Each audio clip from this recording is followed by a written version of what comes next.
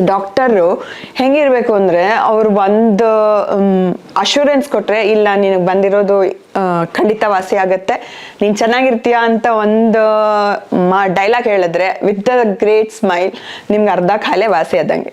ನಾ ಹೇಳೋದಷ್ಟೇ, ನೀವೇನೇ ಬಂದರೂ ಏನೇ ಬಂದ್ರೂ you have to accept it first. ನನಗೆ ಬಂದಿದೆ, ಐ ಹ್ಯಾವ್ ಟು ಅಕ್ಸೆಪ್ಟ್ ಅಂತ ಅಕ್ಸೆಪ್ಟ್ ಮಾಡ್ಕೋಬೇಕು. ಆ್ಯಂಡ್ ದೆನ್ ನಿಮಗೆ ವಿಲ್ ಪವರ್ ಇರಬೇಕು. ಏನೇ ಆದರೂ ನಾನು ಇದರಿಂದ ಹೊರಗಡೆ ಬರ್ತೀನಿ ಅಂತ ನಿಮಗೆ ಆ ವಿಲ್ ಪವರ್ ಇದ್ದರೆ and if you cooperate with the doctors and follow the doctors advice, you will come out of it. ಅಂದರೆ ಡಾಕ್ಟರ್ ಗಿರಿ ಪರ್ಟಿಕ್ಯುಲರ್ಲಿ ಹೇಳಿದರು 3 whites you have to avoid ಅಂತ, sugar, maida and salt. Hospital ಅಂದರೆ ನಾನು ಹೇಳಿದ್ನಲ್ಲ ಮೊದಲೇ, ಅದೊಂದು ದೇವಸ್ಥಾನ. ನಾನು ಫಸ್ಟ್ ಎಂಟ್ರಾದಾಗಲೇ ತುಂಬ ಒಂಥರ, ನಿಮ್ಗೇನೇ ಇರಲಿ, ನಿಮ್ಗೆ ಎಷ್ಟೇ ದೊಡ್ಡ ಕಾಯಿಲೆ ಇರಲಿ, ನಿಮಗೆ first impression is the hospital. Okay, next impression is the doctor. So doctor ಹೆಂಗಿರಬೇಕು ಅಂದರೆ ಅವರು ಒಂದು ಅಶ್ಯೂರೆನ್ಸ್ ಕೊಟ್ಟರೆ ಇಲ್ಲ ನಿನಗೆ ಬಂದಿರೋದು ಖಂಡಿತ ವಾಸಿ ಆಗುತ್ತೆ, ನೀನು ಚೆನ್ನಾಗಿರ್ತೀಯ ಅಂತ ಒಂದು ಡೈಲಾಗ್ ಹೇಳಿದ್ರೆ ವಿತ್ ದ ಗ್ರೇಟ್ ಸ್ಮೈಲ್ ನಿಮ್ಗೆ ಅರ್ಧ ಕಾಲೇ ವಾಸಿ ಆದಂಗೆ. ಓಕೆ, ಆ್ಯಂಡ್ ಈವನ್ ಇದು ಬ್ರದರ್ಸು ಸಿಸ್ಟರ್ಸ್ ಅಲ್ಲಿ ವರ್ಕ್ ಮಾಡೋರೆಲ್ಲ ಅಷ್ಟೇ, ರೇಗಾಡ್ದೆ ಮಾಡಿದೆ ಅಷ್ಟು ಪೇಷನ್ಸಿಂದ ನಾವು ಎಷ್ಟೇ ಪ್ರಾಬ್ಲಮ್, ಎಷ್ಟೇ ಸರ್ತಿ ಕೂಗಿದ್ರು ಮಾಡಿದ್ರು ಅವ್ರು ಬೇಜಾರು ಮಾಡ್ಕೊಳ್ದೆ ಬರ್ತಾರೆ ನೋಡಿ, ಅದು ಸರ್ವಿಸ್ ಅಂದರೆ. ಅದರಲ್ಲಿ ನೀವು ಶಂಕರನ್ ಏನು ತೆಗ್ದು ಹಾಕೋಂಗೆ ಇಲ್ಲ. ಅದನ್ನೇ ಹೇಳಿದ್ನಲ್ಲ ನಾನು, ಅಲ್ಲಿ ಬಂದು ಆ ಸರಸ್ವತಿಗೆ ಕೈ ಮುಗಿದ್ರೆ ಸಾಕು ನಮ್ದು ಅರ್ಧ ಕಾಯಿಲೆ ವಾಸಿ ಆದಂಗೆ. ಅದರಲ್ಲೂ ನನ್ನ ಟೀಮ್ ಆಫ್ ಡಾಕ್ಟರ್ಸ್, ನನ್ನನ್ನು ನೋಡಿದ್ರಲ್ಲ doctors, first is Manjunath Shastri, next is RBD and then doctor Giri. ಅದಷ್ಟು ಒಂಥರ ನನಗೆ ದೇವರೇ ಕಳಿಸಿದ್ದ ನಂದು ಲಕ್ ಅನ್ಸುತ್ತೆ ಅದು ಅಂತ. Food habits, of course I have changed my food habits. ಅಂದರೆ ಏನೇನೋ ಹೊರಗಡೆ ಎಲ್ಲ ತುಂಬ ತಿಂತಾ ಇದ್ದೆ, ನೌ ಐ ಹ್ಯಾವ್ ಸ್ಟಾಪ್ಡ್. ಅಂದರೆ ಡಾಕ್ಟರ್ ಗಿರಿ ಪರ್ಟಿಕ್ಯುಲರ್ಲಿ ಹೇಳಿದರು 3 whites you have to avoid ಅಂತ, sugar, maida and salt. Okay, ತುಂಬ ಅವಾಯ್ಡ್ ಮಾಡ್ತೀನಿ. ಎಲ್ಲೋ ಒಂದೊಂದು ಸರ್ತಿ ಹೊರಗಡೆ ಹೋದಾಗ I will take it. Sweet ಅಂತೂ ಫುಲ್ ಬ್ಯಾನ್, ಇಲ್ವೇ ಇಲ್ಲ. ಶುಗರ್ ಕಂಟೆಂಟ್ ಏನು ತಿನ್ನೋದೇ ಇಲ್ಲ ಆ್ಯಕ್ಚುಲಾಗಿ. And lot of sprouts, vegetables, ನಮ್ಮ ವೆಜಿಟೇರಿಯನ್ಸ್ಗೆ ಇನ್ನೇನಿರುತ್ತೆ ಆ್ಯಕ್ಚುಲಾಗಿ ಅದೇ ಡಯಟ್ನ ಫಾಲೋ ಮಾಡ್ತಾ ಇದ್ದೀನಿ ಅಷ್ಟೇ. ಯೋಗ ಎಲ್ಲ ಏನಿಲ್ಲ, ಡಾಕ್ಟರ್ ಎಕ್ಸಸೈಸ್ ಹೇಳ್ಕೊಟ್ಟಿದ್ದಾರೆ ಒಂದಷ್ಟು, ಅದನ್ನು ಆದಾಗ ಮಾಡ್ಕೊಳ್ತಾ ಇರ್ತೀನಿ ಅಷ್ಟೇ. ಅದರ್ವೈಸ್ ಮನೆ ಕೆಲಸ, ನಂಗೆ ಯಾರು ಕೆಲಸದವ್ರನ್ನ ಇಟ್ಕೊಂಡಿಲ್ಲ, ನಾನು ಮನೆ ಕೆಲಸ ಮಾಡ್ಕೊಳ್ತೀನಿ ಅಷ್ಟೇ.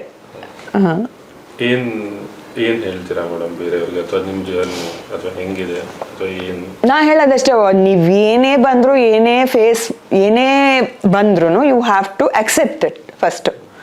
ನನಗೆ ಬಂದಿದೆ, ಐ ಹ್ಯಾವ್ ಟು ಅಕ್ಸೆಪ್ಟ್ ಅಂತ ಅಕ್ಸೆಪ್ಟ್ ಮಾಡ್ಕೋಬೇಕು. ಆ್ಯಂಡ್ ದೆನ್ ನಿಮಗೆ ವಿಲ್ ಪವರ್ ಇರಬೇಕು. ಏನೇ ಆದರೂ ನಾನು ಇದರಿಂದ ಹೊರಗಡೆ ಬರ್ತೀನಿ ಅಂತ ನಿಮಗೆ ಆ ವಿಲ್ ಪವರ್ ಇದ್ದರೆ and if you cooperate with the doctors and follow the doctors advice, you will come out of it.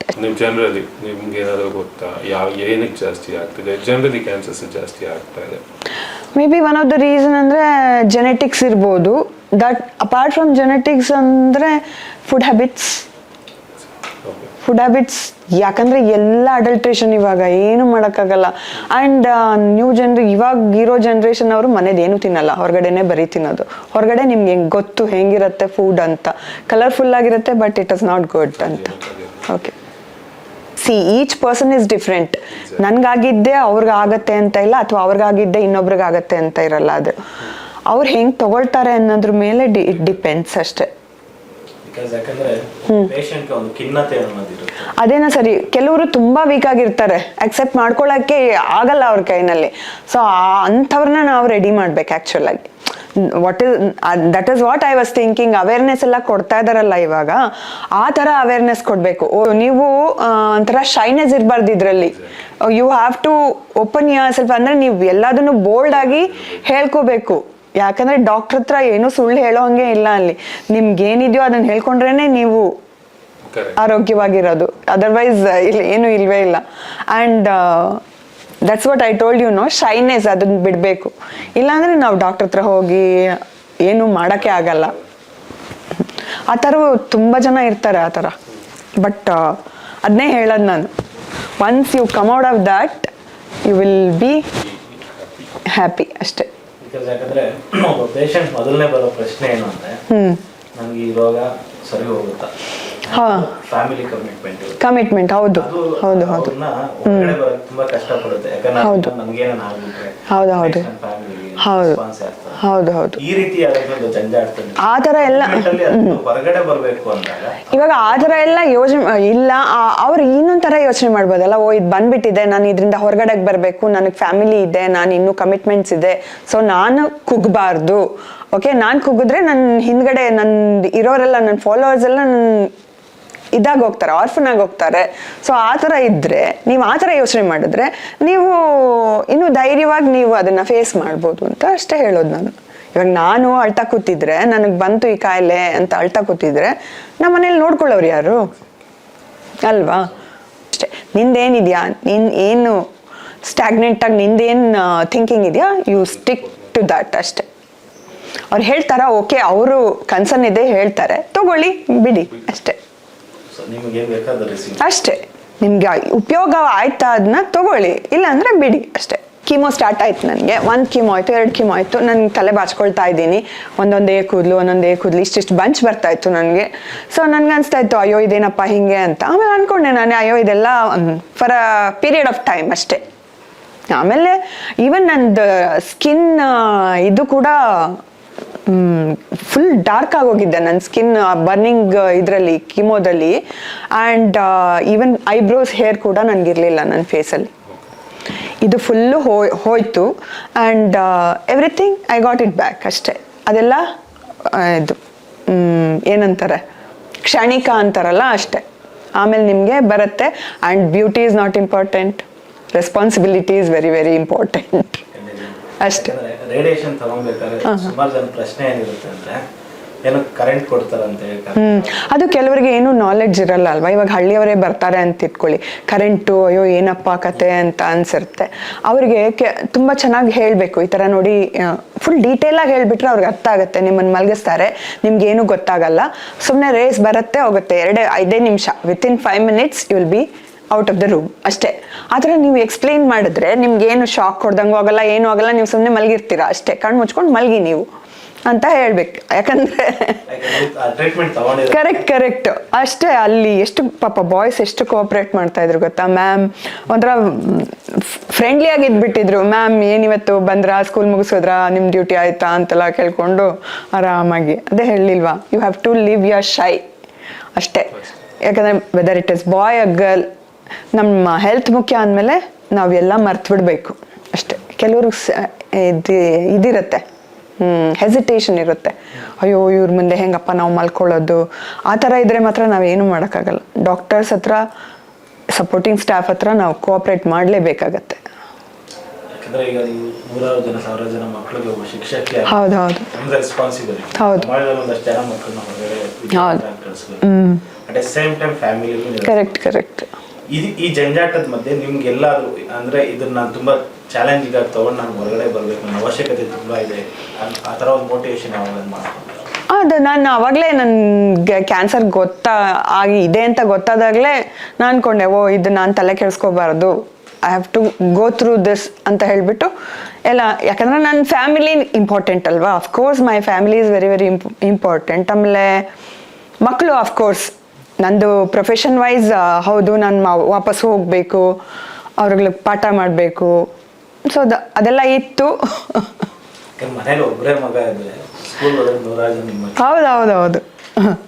ಹೌದು ಅಲ್ಲೂ ಏನು ನನಗೇನು ಡಿಫ್ರೆನ್ಸ್ ಅನಿಸಿಲ್ಲ.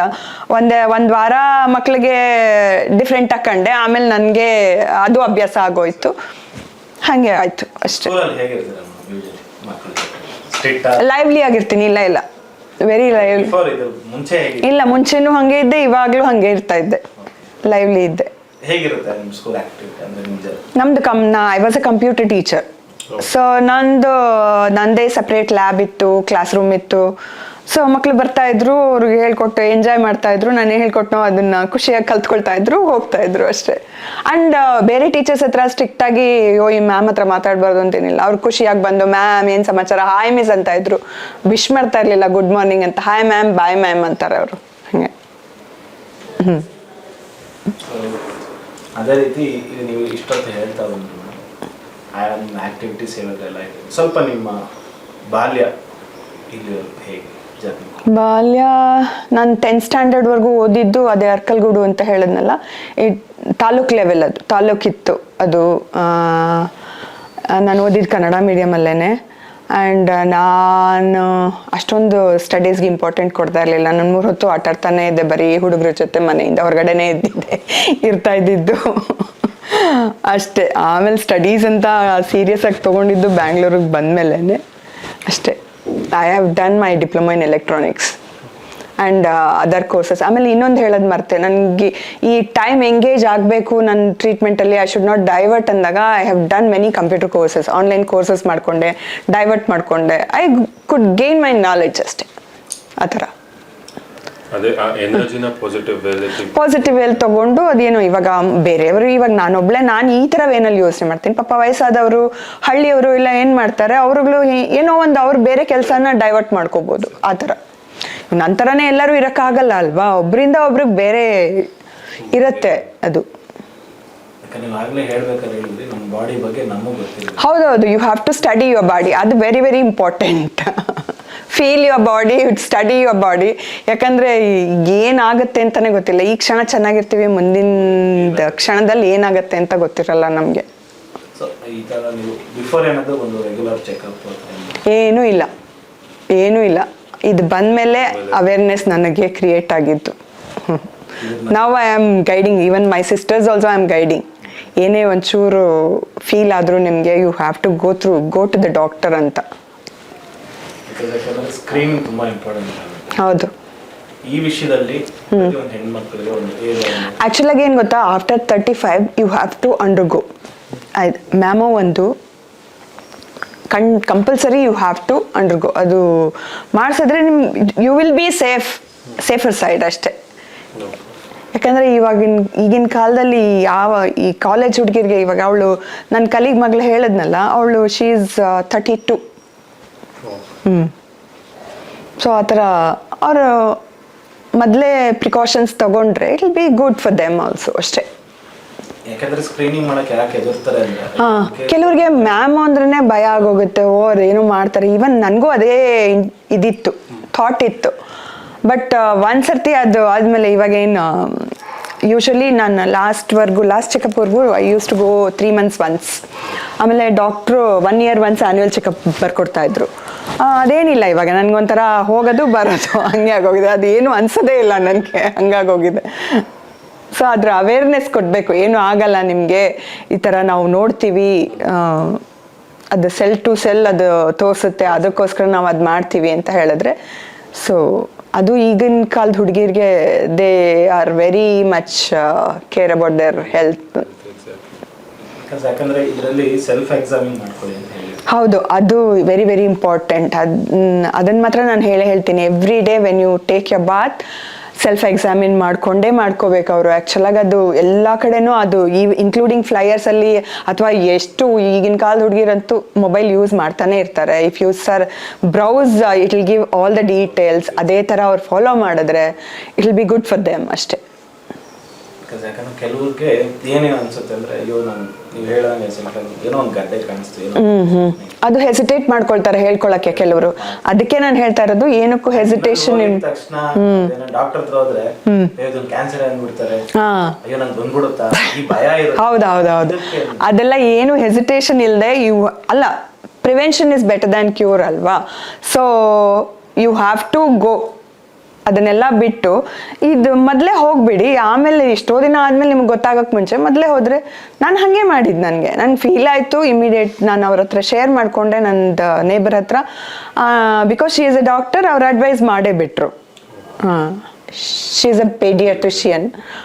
ಸೊ ಬಟ್ ಅವ್ರು ಮಾತ್ರ ತುಂಬ ಚೆನ್ನಾಗಿ ಹೆಲ್ಪ್ ಮಾಡಿದ್ರು ನನಗೆ. Now also I consult. ಸರಿ, ಈಗ ಕೀಮೋದಲ್ಲಿ ಕೂದಲು ಉದುರ್ತು ಅಂತ ಹೇಳಿದ್ರು, ನೀವು ಕನ್ನಡಿ ಮುಂದೆ ನೋಡಿದಾಗ ಎಲ್ಲೋ ಒಂದ್ ಕಡೆ ಹೆಣ್ಮಕ್ಳು ಸೌಂದರ್ಯ ಬೇಜಾರಾಗತ್ತೆ, ಏನ್ ಮಾಡಕ್ಕಾಗತ್ತೆ. ಅದಕ್ಕೆ ನಾ ಹೇಳಿದ್ದು, beauty is not very very important, your health is very important. ಆಗ ಅನ್ಸ್ಬಿಡುತ್ತೆ ನಿಮ್ಗೆ ಬ್ಯೂಟಿ ಇಂಪಾರ್ಟೆಂಟ್ ಅಲ್ಲ, ನನ್ಗೆ ಹೆಲ್ತ್ ಇಂಪಾರ್ಟೆಂಟ್ ಅಂತ. So beauty you can gain again. ಇವಾಗೇನು ಬೇಕಾದಷ್ಟು ಬಂದಿದೆ. ಸೋನಾಲಿ ಬೇಂದ್ರೆನೇ ತಗೊಳ್ಳಿಲ್ವಾ ಟ್ರೀಟ್ಮೆಂಟು? ಅವರು ಫುಲ್ ಬಡ ಮಾಡಿಸ್ಕೊಂಡಿದ್ರು. ಬಿಕಾಸ್ ನಮಗೆ ಒನ್ ಲೈಫ್ ಅಂತ ಹೇಳ್ತೀವಿ, ಸೆಕೆಂಡ್ ಚಾನ್ಸ್ ಸಿಗುತ್ತೆ ಅಂತ ಗೊತ್ತಿಲ್ಲ. ಸೊ ಆ ವಿಧದಲ್ಲಿ ಒಂದು ಈ ಥರ ಒಂದು ಕೇಸಸ್ಸಲ್ಲಿ ನೀವು ಗೆದ್ದು ಆಚೆ ಬಂದಾಗ ಸೆಕೆಂಡ್ ಕಡೆ ಗಾಡ್ಗೆ ಅಥವಾ ಹೌದು, ನಾನು ದೇವರನ್ನ ತುಂಬ ನಂಬ್ತೀನಿ. ದೇವರನ್ನ ತುಂಬ ನಂಬ್ತೀನಿ. ಆ ದೇವರನ್ನ ನಾವು ಡಾಕ್ಟರ್ಸಲ್ಲೇ ನೋಡಬೇಕು. ಓಕೆ, ಅವರೇ ದೇವ್ರು ಕಳಿಸಿರೋದೇ ಅವ್ರನ್ನ ಅಂತ. ಸೊ ಅವ್ರನ್ನ ನಾನು ಡಾಕ್ಟರ್ಸ್ನ ತುಂಬ ಬಿಲೀವ್ ಮಾಡ್ತೀನಿ. ಅದರಲ್ಲಿ 100% ನಾನು ಶಂಕರನಲ್ಲಿ ತುಂಬ ಬಿಲೀವ್ ಮಾಡ್ತೀನಿ ಅಷ್ಟೇ. The team of doctors is very good in Shankara. ಯಾಕಂದ್ರೆ ಕೆಲವರು ಅದೊಂದು ಇರುತ್ತೆ, ಈ ಟೈಮಲ್ಲಿ ಇದನ್ನ ತಗೊಳ್ಳಿ, ಹಿಂಗೆ ಬನ್ನಿ, ಇಂಥ ದಿನ ಸ್ಕ್ಯಾನ್ ಅಥವಾ ಏನೋ ಹೇಳಿರ್ತಾರೆ, ಈ ವಾರ ಬೇಡ ನೆಕ್ಸ್ಟ್. ಆ ಥರ ನೆಗ್ಲೆಕ್ಟ್ ಮಾಡೋ ಹಾಗೆ ಇಲ್ಲ. ಯಾಕಂದ್ರೆ ಅವ್ರು ಹೇಳಿರೋದೇ ಇಂಪಾರ್ಟೆಂಟ್ ಅಂದಮೇಲೆ ಯು ಶುಡ್ ನಾಟ್ ನೆಗ್ಲೆಕ್ಟ್. ಅಲ್ಲ, ಅವ್ರು ಹೇಳಿರೋದೇ ನಿಮ್ಗೆ ಇಂಪಾರ್ಟೆಂಟ್ ಅಲ್ವಾ? ಅವ್ರು ಯಾಕೆ ಹೇಳ್ತಾರೆ? ಸುಮ್ಮನೆ ಹೇಳ್ತಾರಾ? ಇಲ್ಲಲ್ಲ. ಸೊ ಅವ್ರು ಏನು ಹೇಳ್ತಾರೋ, ನಾನು ಅದಕ್ಕೆ ಸ್ಟಾರ್ಟಿಂಗಲ್ಲೇ ಹೇಳಿದ್ದು, ಡಾಕ್ಟರ್ಸ್ ಗೈಡೆನ್ಸ್ನ, ಡಾಕ್ಟರ್ಸ್ ಪ್ರಿಸ್ಕ್ರಿಪ್ಷನ್ಸ್ನ ನೀವು ಫಾಲೋ ಮಾಡಿದ್ರೆ everything will be all right ಅಷ್ಟೇ.